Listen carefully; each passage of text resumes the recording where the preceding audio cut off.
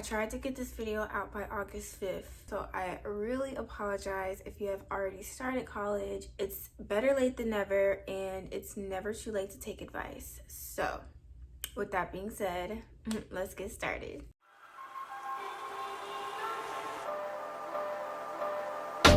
Hi guys, my name is Diamond K. This is my final year at college. So I decided that I wanted to compile a list of advice that I could give all of the freshmen starting college this year.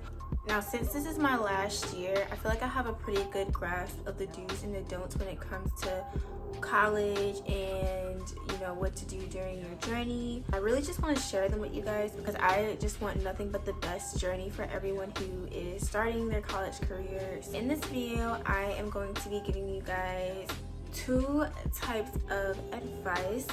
One which is academic advice and the other which is social advice. Now, by all means, you do not have to take what I say to heart. If what I say does not work for you, then that's on you. But everything that I'm going to be telling you guys is what works for me and what works for other people that I have went through college with. Starting off with all of the academic tips. Number one, plan out your due dates. So at the beginning of every semester, all of your professors, they are going to give you something called a syllabus. A syllabus is basically an outline of that specific class, guidelines and rules concerning the class, due dates of all of your assignments, and everything like that. It's basically just, like I said, an outline of your class. Once you get your syllabus for all of your classes, map that out on a calendar. Doing this will help you keep track of all of your work. Now, I know my college that I go to, we use an app called Canvas to turn in all of our work. And I know that other schools use something called Blackboard. Now, I'm not specifically sure about Blackboard, but I know with Canvas, it kind of maps out your assignments onto a calendar for you, so I never really needed to manually map it out. If your school does not utilize a program such as Canvas, then you might want to go ahead and map out all of your dates onto a calendar. Now, doing this will help you with your time management skills. It is so important that you master your time management while in college, because if you don't, it is so easy to get behind on work. Academic tip number two. If the assignment takes no more than 20 to 30 minutes to complete, go ahead and knock it out. Like I said before, it is so easy for work to just pile up. So if you get a small little assignment, whatever it is, go ahead and do it. Because if you don't complete it, your mind is probably going to push it to the back just because it's not going to take a lot of time to do, and you're going to tell yourself that you can do it later. The next thing you know, that due date for that little assignment is approaching, as well as an assignment for a bigger assignment, and you're only going to focus on that bigger assignment because it's worth more points, resulting in you not doing as well or not even turning in your smaller assignment, which is going to knock down your grade. In college, procrastinating is one of your biggest enemies. It is so easy to get caught up in everything else that you forget to do your work. Keep up with your work. Academic tip number three. Do not buy textbooks from the bookstore unless you absolutely have to. You may notice that when you walk into your school bookstore, the price of everything is pretty high. Some professors write their own textbooks to the point where you have to go to the bookstore, but most of the time you can get your books from other places other than the bookstore, and most of the time the prices at other places is going to be way cheaper. There's this website called Chegg, which allows you to rent your books. I have used Chegg every single semester I have been in school, and I have saved so much money because of it. You can also buy and rent books off Amazon. Also, once you get your course materials list, go ahead and go to your school's library and see if they have the books that you need at your library. I have gotten lucky with finding some of my course materials at my library, which I could just check out without having to pay extra. Also, try local bookstores. Unless you are planning to write in your book and highlight and take notes in your book, always get used books and always rent them out. Do not buy a book brand new because you're just wasting your money. Academic tip number four. Sit at the front of the classroom if you can. I know that my freshman year I always sat in the back because I kind of just wanted to do my own thing, and I didn't want to get called out by the professor if I got caught on my phone. But honestly, that has resulted in me not paying attention and me getting distracted so easily. When you sit at the front of the classroom, you are able to focus more and you are able to engage with your professor more, which is good because you are building a connection between you and your professor, which will be really beneficial down the line. I know you probably want to sit in the back, you probably want to chit chat with your friends, or you probably want to get on your phone. Sometimes you probably just want to take a nap during lecture, because I have plenty of times. But trust me, if you are very serious about your grades and you're serious about learning, it is better to sit in the front. Now, if you are having online classes this semester and you're not able to have in-person classes, sitting at the front of the class is equivalent to turning your camera on. And I know having your camera on during a Zoom session sucks sometimes, but it will keep you attentive to what is being talked about. Academic tip number 5. Socratic and Quizlet are your best friends. If it was not for Socratic and Quizlet, I probably would not have studied as well as I did. It's because of how convenient these apps are for studying. Now, Socratic is an app that allows you to look up any question and provide a possible solution for it. I use it all the time. Now, it is not 100% always going to give you an answer. Sometimes, let's say if your professor makes up a question themselves from their own textbook, most likely Socratic is not going to pick that up, but most of the time it will find a solution to your problem. And Quizlet allows you to make digital flashcards. Now, when you make your flashcards, you can either make them private or you can make them public, and make your flashcards and you can share them with friends, which is really beneficial if you like doing study groups. You can even look up classes or certain topics regarding a subject, and other flashcards can pop up that other people have made and shared with the community. And my last academic tip in this video is utilize your resources.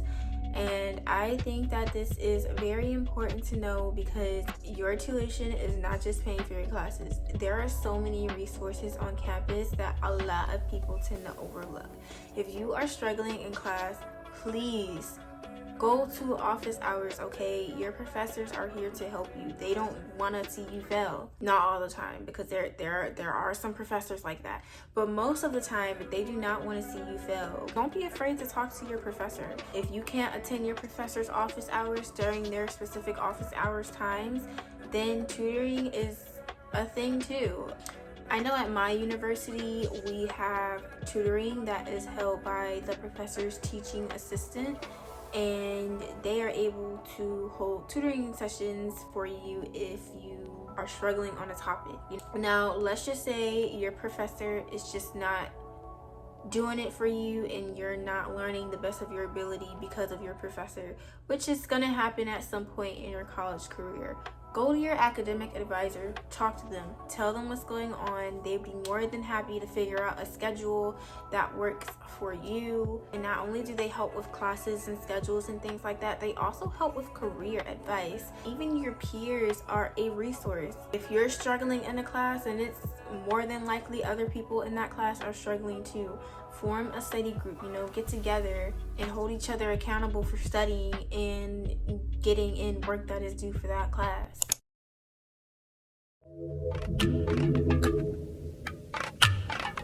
Okay, so for this portion of the video, we are going to be talking about social tips. And the first social tip that I have, a part of this list, is do not be afraid to speak.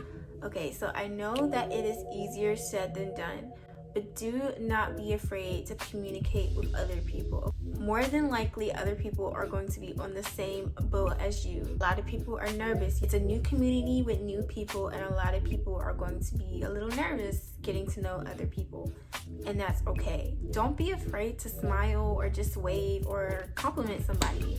More than likely, they're gonna thank you, they're gonna compliment you back, and then you guys are gonna have a conversation. And if you guys don't end up having a conversation, or if that interaction just doesn't work out, try it again with somebody else.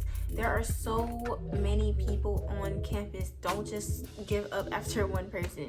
But most of the time, people are very friendly. Who knows? You could meet your next best friend. So this next one is something that I wish that I would have done. Social tip number 2 is join a club. There are so many clubs and organizations held at college. You never know the relationships that can be formed if you just branch out. I feel like joining a club or an organization is the easiest way to do that. You never know the connections you will form, which is very important, because as I went through the years in college, I have come to realize that sometimes it's not about what you know, it's about who you know.